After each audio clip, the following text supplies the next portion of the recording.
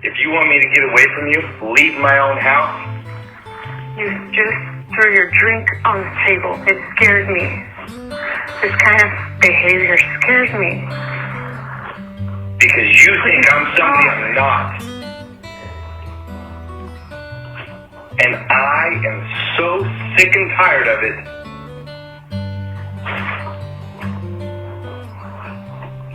I want to tell you my point of view and why that thought came, but it's not that I think that of you. I have a question, but overall, I don't think that of you. I think there's probably an explanation. Behind what?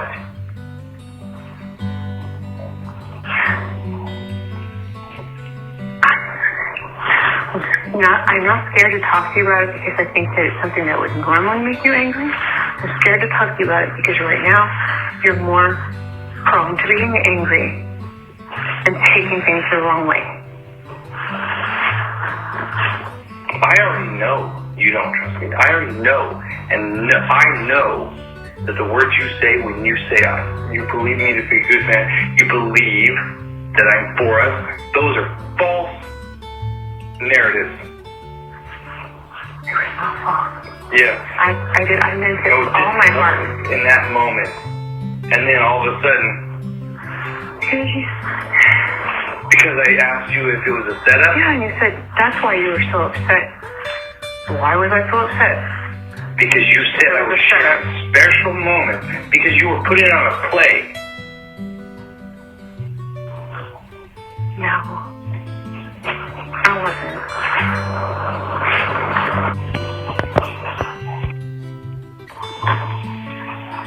So you want to be raged?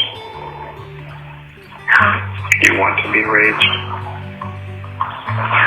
No, I'm trying not to be stressed about this, about you throwing your ring, being mad at me. You told me to get away from me. That's because you tossed your drink on the table like a madman. That's why I said get away from me. You want to see a madman? You want to accuse me of being a madman?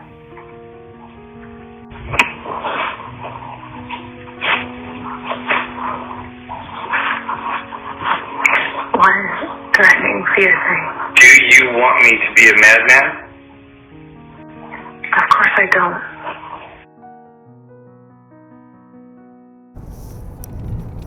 Why would I ever let anybody treat me like that?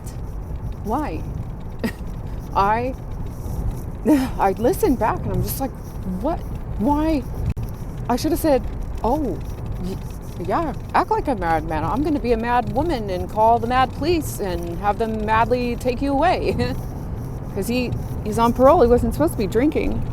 And, that I sent this one and another one that was of this nature where he's just hostile, horrible, arrogant, nasty. And I sent it to my parents.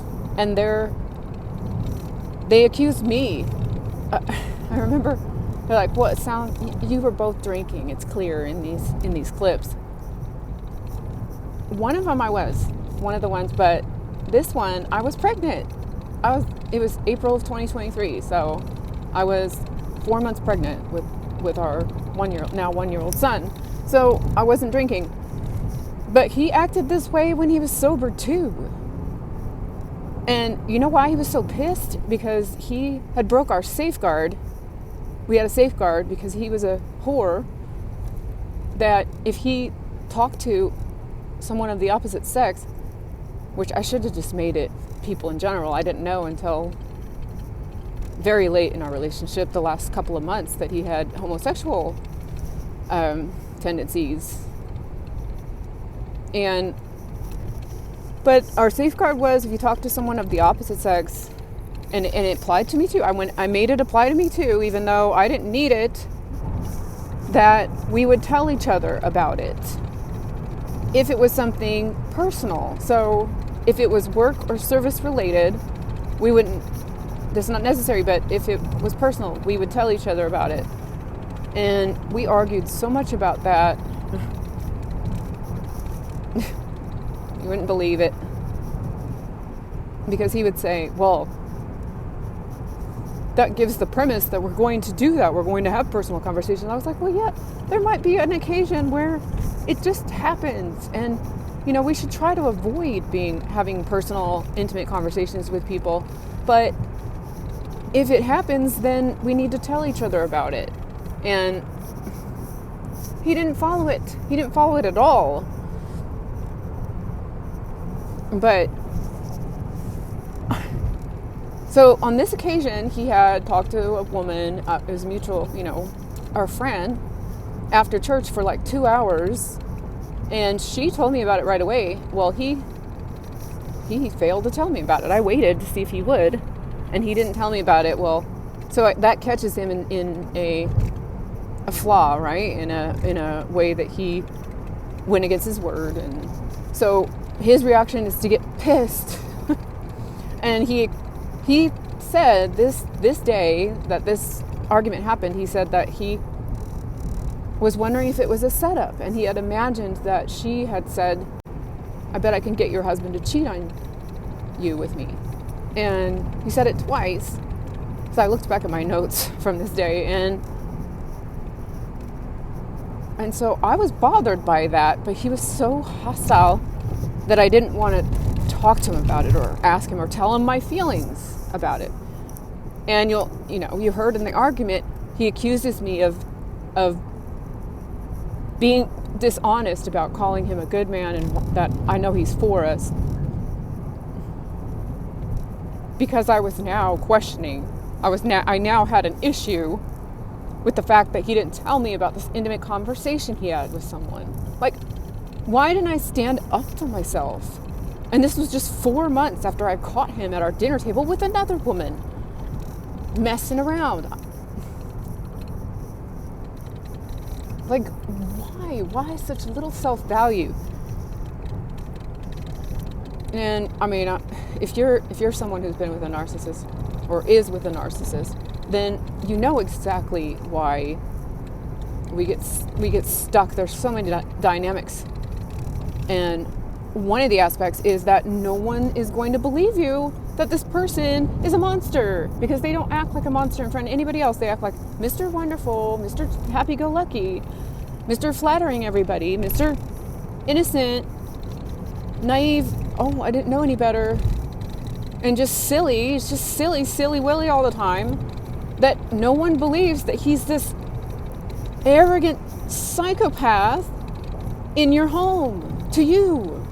And so what people are going to just think you're crazy if you all of a sudden say, well, yeah, he's been cheating on me. Yeah, he acts like a different person behind closed doors. You think, since you've developed clout with people and people know that you're an honest person in general, you would think they would believe you. But no, even your own parents may turn against you like mine did. Which is still just crazy to me, especially my dad. I could see my mom, but my dad thinking that but he's just so convincing and so good at playing a part, and people can't imagine the shamelessness in someone like this. There were many arguments like this, but here's the good news, and here's the kicker, and here's the happy ending to this little story here, is that in May of 2024, I told him I wanted to leave for 24 hours. He went and bought a gun. He pretended to kill himself on the phone with me. And yeah, it was crazy. I'll post a video about it at some point. And so it was for intimidation. It was like, oh, you want to leave? Oh, well, I'm going to go buy a gun. I don't care that I'm on parole and this is a felony. I'm going to go buy a gun. And I didn't even think about the fact that it was a felony. I didn't think about turning him in. I was still protecting, up until he did something horrible to me about a month later. And the tables turned. You know, it was like, you're going to do that to me? After all these years of me protecting you? Of me putting up with your crap? Of you cheating on me? Of you lying to me? You're still lying to me? You're probably messing around with a dude right now? You're going to bring me back some disease? You think that I'm going to protect you? I stopped that day. I stopped protecting him.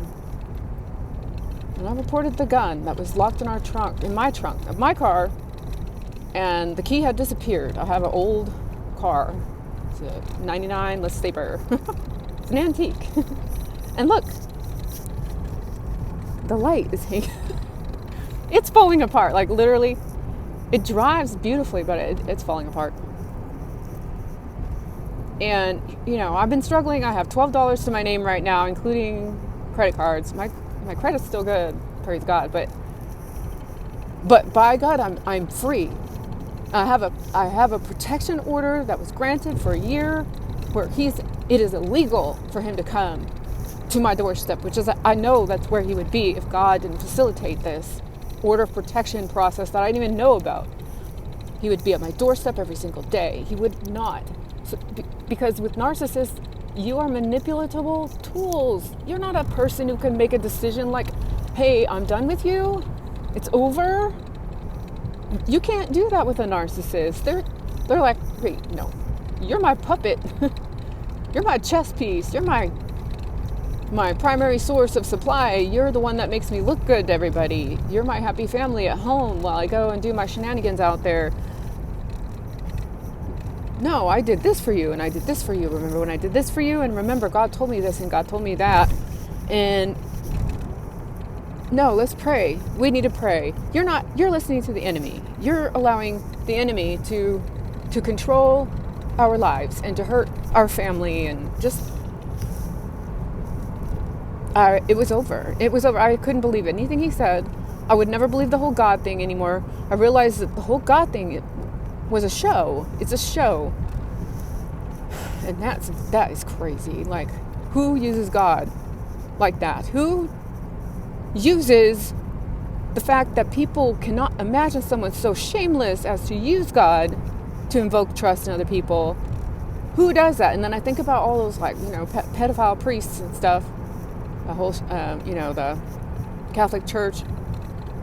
And, well, this is what diabolical people do. So, anyways, I'm going to share a clip I just saw it this morning from Soldier Up about when you discard the narcissist. That it's good. It's really good. He did it. He's a pretty wise guy. Oh, what I wanted to get at today is it's like the narcissist has no accountability. When you discard the narcissist, this is totally unexpected. They don't expect this. Why? Because they just don't believe it. They don't see it. Most of the time, they don't see that. Most of the time, they're the one doing the discarding. They're the ones that's always in control. Remember, that's what they made their deal with the devil, so they can have power and control. But then you come along. Why? Because you're the chosen one. You're the one that's here to break the curse, and you ain't playing. Got to pull it out of you. You gave them 1,000 chances, and they still don't get it. They just believe like you can just start all over with them. We just got to start all over. They have no accountability. How many times you got to tell them before you're like, then you get up and you actually put some action into this? Like you just, okay, now today, I'm done. It's over. Like I'm not doing this crap anymore. When you do that, and you really mean it, right? This was the last time, for real. You've been, kind of going inside, you've been studying people, studying and engaging the way people are operating around you, cutting folks out of your life, starting to get a little healthier on the back burner, even when you're with the narcissist. So check this out. So then you get to a point to where you get strong enough to where you know you're better than this. You've been degraded so long. You start to realize, man, that there is nothing that these guys have given you. Nothing. You discard them. They're dumbfounded. I don't know why they're dumbfounded, because this is how we should have did this a long time ago. They deserved this a long time ago. The problem is they don't see this. They're usually the ones doing the discarding. They'll weaponize your empathy, and then you'll end up apologizing to them sometimes. We ain't doing that no more. See, the spell's wearing off. You start to see through that spell a little bit better. They start looking at you funny. They don't know what to do. Before, you were performing under the spell. Everybody is performing under the spell for them. The narcissist never gets discarded. They do the discarding, right? That's what happens. Okay, well, not today. Okay, today's a new day. And with a new day, has some new rules to it, okay? That's just the way it is, you know? A lot of times they're the one doing the discarding. Why? Because they found a better supply than you. But when you're the top, when you're the boss, and they can't get no better. But they think they can. But they always come back, right? You're the bar. They can't get rid of you because you're the best. And if they try to get rid of you, they got to come right back. And they're starting to be annoyed by that. But there's never going to be anybody better. I think God allows them to meet the bar at some point in time, especially if they've been as evil as they have been. Some of them are really evil, man. And God will give it to them good. Just to show them that you know, I let you just get the best out of them. But now, from the mud, y'all. Don't need nobody. Don't need nobody. Authenticism. Straight out the mud. Didn't get no handout, you know. They just vibing high.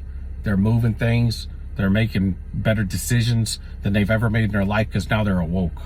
Give us that journey. The Lord, when he works in our lives, particularly those in ministry, he has to take us through some very uncomfortable experiences to get us where he wants us to be, to get us outside of our comfort zone. No identity is a mess. Is an absolute narcissist as seriously stupid people, as dummies, the quintessential, epitomized dummies.